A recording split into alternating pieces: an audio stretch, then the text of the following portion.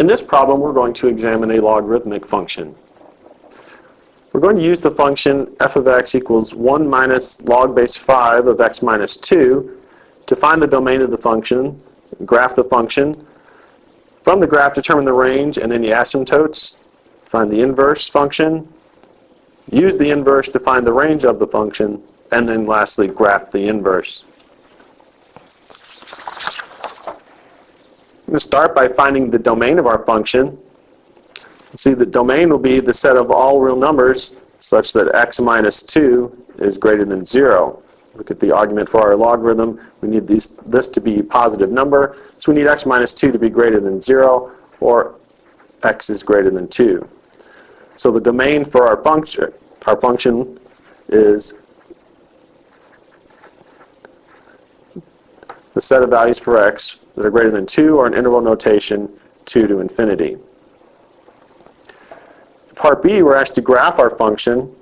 We're going to do that by using transformations. We'll note that our base function is y equals log base 5 of x. And we'll do some transformation steps. Our steps will be a shift right of 2 units. Then we reflect about the x-axis. And then lastly, we'll shift up 1 unit. So we see these 3 transformations by looking at our function. We'll go right 2 units, because we have x minus 2.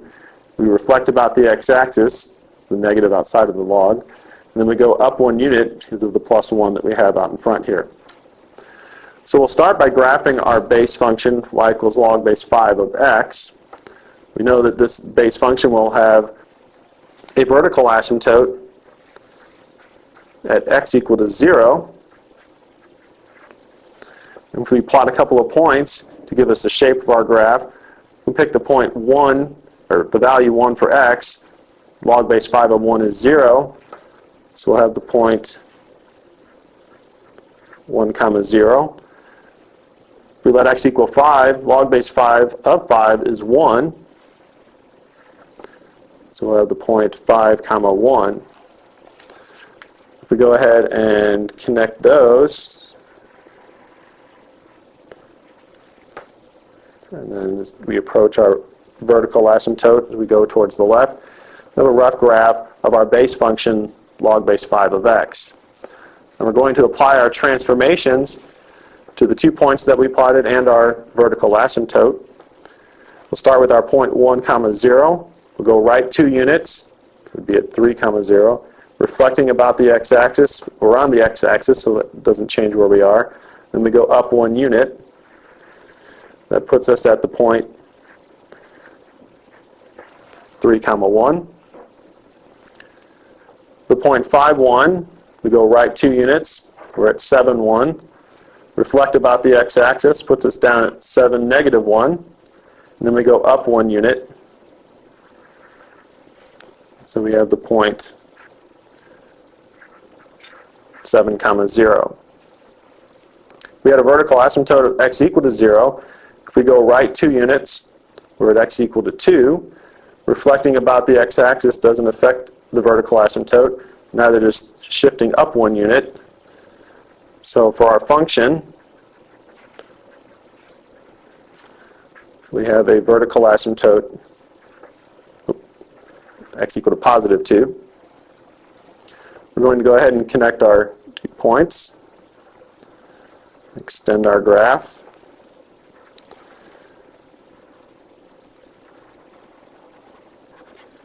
And as we go towards the left again, we approach our vertical asymptote.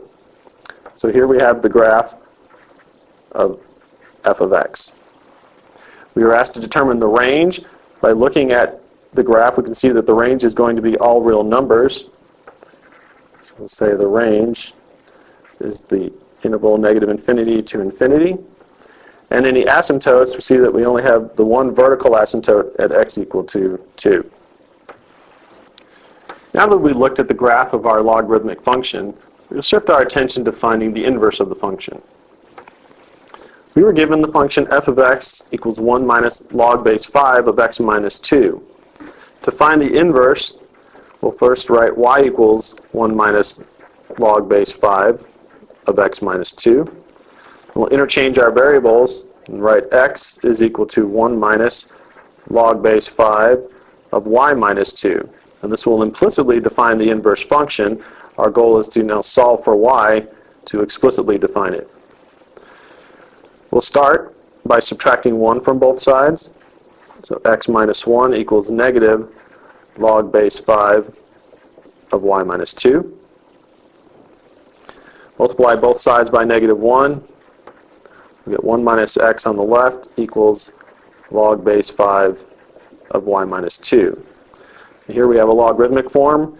If we change to an exponential form, we can write 5 to the 1 minus x is equal to y minus 2. And then solving for y, get 5 to the 1 minus x plus 2 is equal to y, which is our inverse function. And we should verify that f of f inverse of x is equal to x, and f inverse of f of x is also equal to x. And we'll leave that check up to you. For part E, we want to use the inverse function to find the range of our original function, f of x. Since the domain of the inverse is the same as the range of the function, if we can find the domain of our inverse function, that's all we need to do to find the range of our function f. Looking at our inverse, we see we have an exponential function. The domain of this exponential function is all real numbers, so the range of f is all real numbers.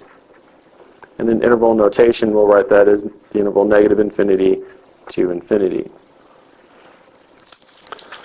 The last thing we need to do is graph our inverse function. We can do that several ways. We could plot points, we could use transformations, or we could use our the original function f. We're going to go ahead and use our original function f to get our graph. And here we have the graph of the inverse. We're going to look at how this graph was obtained from the function f. Earlier, when we graphed f, we plotted the points 3, 1, and 7, 0, as well as the vertical asymptote x equal to 2. To graph the inverse, we interchange the x and y coordinates. So for our inverse function, f inverse, we would be plotting the points 1, 3, 0, 7, and we would have a horizontal asymptote of y equal to 2.